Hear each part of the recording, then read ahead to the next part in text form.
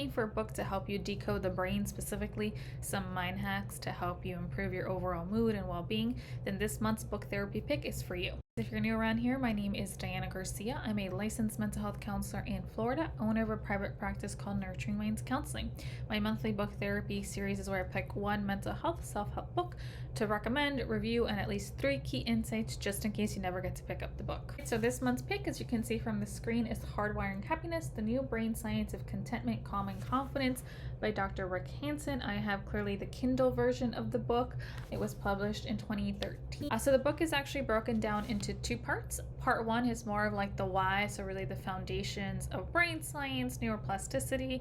I really did a lot of the insights from part 1 because I think Dr. Hanson does a great job of explaining some of these concepts about the brain science, evolution of the brain, and how that applies to modern day needs. Part 2 is a little bit of the how. So he has an acronym HEAL, which is his 4-step process on how you can maximize brain science to your advantage, like a quick step process to really help you absorb the good per se and really make that more of like something that's lasting and impacts your brain.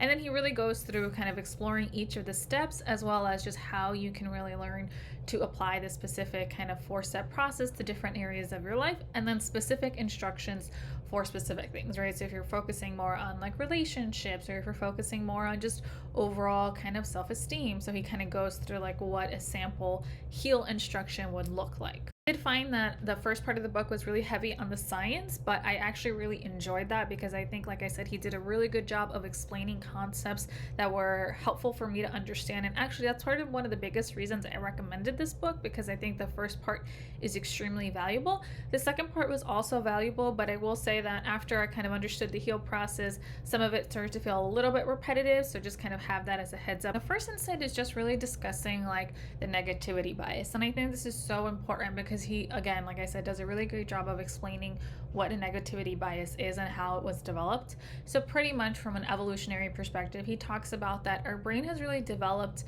to avoid danger, so like the metaphorical sticks, and really puts more kind of weight on that versus seeking pleasurable needs or the carrots. And he talks about this has really evolved to have a built-in negativity bias because, again, going back to when we were in groups and tribesmen, it really was important that in order for us to stay alive, we had to assume that there were more threats lurking around the environment, and we'd rather be wrong and say like, oh look, I see something in the distance, maybe it's a bush, maybe it's a bear. If I assumed it's a bear, but let's say I got it wrong, I look and it's actually a bush, no big deal, right? But if I assume it's a bush and it's really a bear, that's it, I'm lunch, I'm not going to survive. So he really talks about how this really has built in this propensity to current day be looking out for the negative and really focus more on negative material in order to keep you alive. Obviously, most of us aren't in this constant state of danger in terms of literally our lives are on the line. And he talks about that the brain still doesn't really distinguish that. It looks for any kind of sign of threat, negative material, and really focuses on that to make sure you're staying alive. He talks about some other facts. Negative stimuli is perceived quicker and easier than positive. We need way more positives to buffer some of the negative. Over time, negative experiences can actually make your amygdala more sensitive to negative material. And this paper tiger phenomena is really kind of what I explained before about like kind of the bushes and the bear. And so we tend to overestimate threats and underestimate our opportunity and resources because evolutionary, the people that did that were the ones that survived and passed on our genes.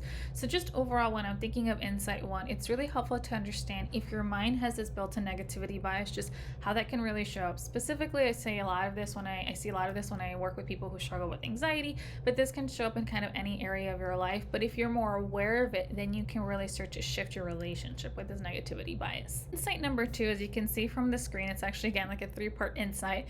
He talks about in the book these 3 core needs that we have, as you can see here: safety, satisfaction, connection, and the corresponding kind of operating systems in our kind of body and brain that really are linked to that need, right? So a system of avoiding harm or approaching rewards or attaching to others. He also, like I said, starts to explain a little bit about the evolution of the brain and different parts of the brain that are associated to these different systems. So as you see here, I'm not going to go through each part, but you can see I love this analogy that he gives, kind of pet the lizard. So that kind of the lizard part of your brain is the oldest part of the brain, and that's really more linked to this need of safety and avoiding harm.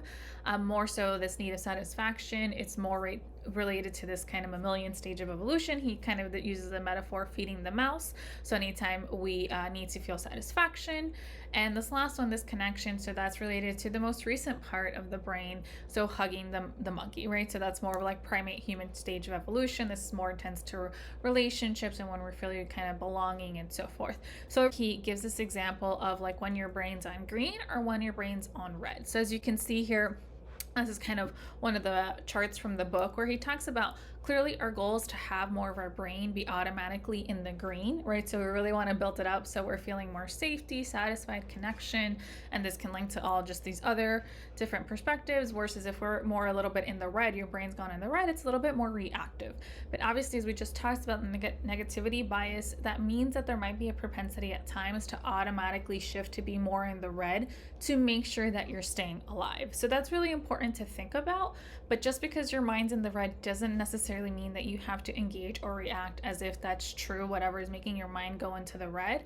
And he talks about the 4-step process that I'm going to talk about in my third insight really starts to help you shift to be a little bit more in the green, right? To help kind of your brain and body know that no, you're safe, you're satisfied, you're connected, or really trying to build those up in your life or focus of what kind of the existing resources that are already there. I think it's also helpful for you to have a chart of just what it looks like overall with these 3 core needs when your brain's in the green, right? So this is actually what it would look like, kind of your view of the world, your stance, how you cope, some related feelings. So just again, if you kind of acknowledge that, and when you're feeling that, knowing that like, okay, this is when my brain's on the green, right? Versus the opposite, it's like when your brain's a little bit more on the red, this is what it looks like when it looks like at the 3 core needs, right? It looks like a little bit more fear, frustration, maybe more kind of feeling dismissed, feeling abandoned. So again, when you're feeling more of these, this is probably a good indication that your brain's on the red with one or multiple systems. So again, he's breaking it down into 3 core needs and kind of how that relates to different parts of the brain. But he also says that clearly there's interaction between them, but just for the simplicity's sake of explaining it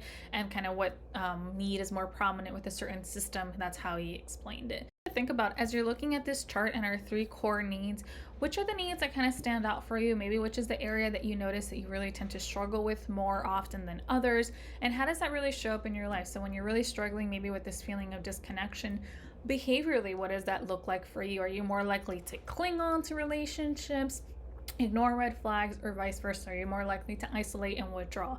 Either way, it's helpful for you to know when you're in one of these modes, how does that actually translate to behaviors or changes in your life? So the more you're aware of them, the more you can shift them. Okay, so as you can see from the last insight, it's really going through and explaining his 4-step process, which is really all about really deliberately internalizing some of the positive experiences in your life into your implicit memory so that they can really turn into more internal inner resources that you can turn to in times of distress or just overall in your life.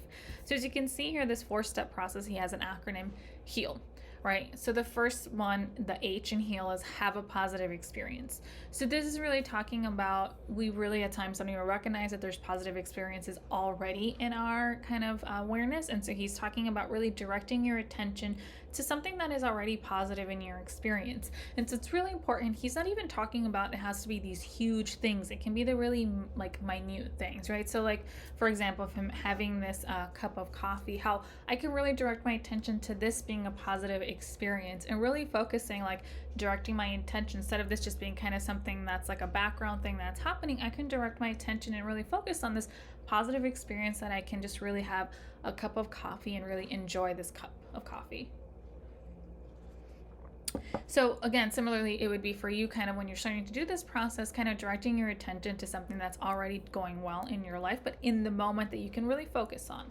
The second part would be really to enrich it. So this, he talks about, this is really important. So you want to stay with this experience for about 5 to 10 seconds, and you really want to focus on like the positive aspects of the experience and potentially even like using your kind of senses to really be part of that experience. So again, I'm using the example of my coffee, like really noticing like what does it feel like to have the coffee in my mouth? What does that taste? What is the actual taste there? What does it feel like to have like a warm beverage in my hands, right? And just even this moment, what does it feel like to just be able to take this moment and enjoy this coffee? So really kind of enriching and kind of like highlighting some of the qualities of this experience that typically we don't tend to do, that we tend to just be on autopilot and ignore and rush through it and don't even enjoy the experience. Again, this can be with any experience that you're focusing on.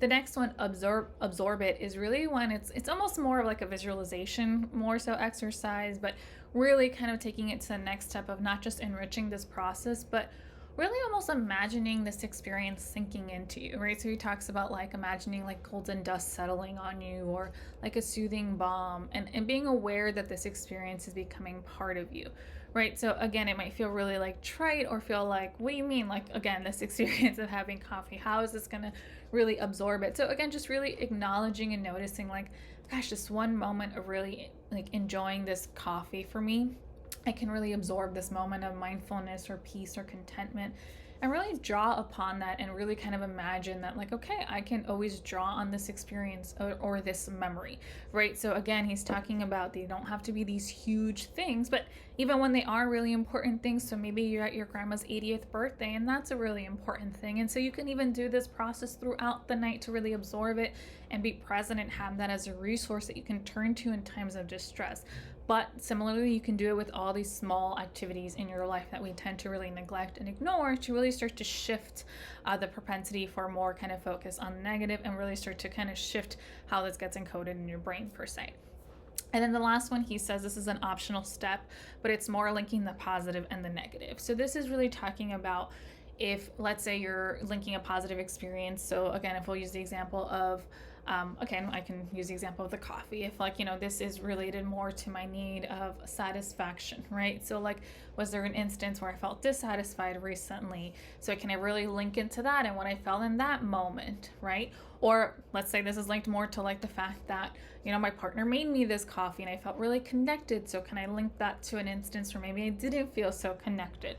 Example with the 80th birthday, right? If this is linked more again back to that connection, belonging, love, was there an instance where I didn't feel that, right? And so just bringing that into awareness and allowing both these experiences to be present, the positive one and this related negative one. What's really important though is not allowing the negative experience to hijack the positive, right? So we don't want you, especially if you're having any difficulties or trauma or anything like that, or bringing up anything too difficult or painful, especially if you feel like you can't handle it. But if there is something that you think, hey, maybe I'd really be able to handle that, bringing that up to awareness, and holding that lightly with the positive, and then eventually letting go of the negative, not necessarily deleting it, but just shifting your attention back to the positive experience. And then he also adds this additional piece, like for the next hour, really just focus on the positive material and any maybe neutral stimuli that's typically associated with the negative, right? So if I've been associating like maybe relationships with other as a point of contention or disappointment, then like for the next hour, I can really focus on like my positive experiences with connections, going back to this experience maybe at that party. This is kind of one example of how you can start to apply this 4-step process. In the book, he goes through numerous kind of examples based on what you're trying to work on. So I want you to tell me in the comments below which insight was the most helpful or resonated with you the most. Was it number 1 about negativity bias, number 2 about our core needs and operating systems, or number 3 about the actual heal process? So let me know what really resonated with you. And as always, I encourage you to continue nurturing your mind, body, and soul, whatever that looks like for you.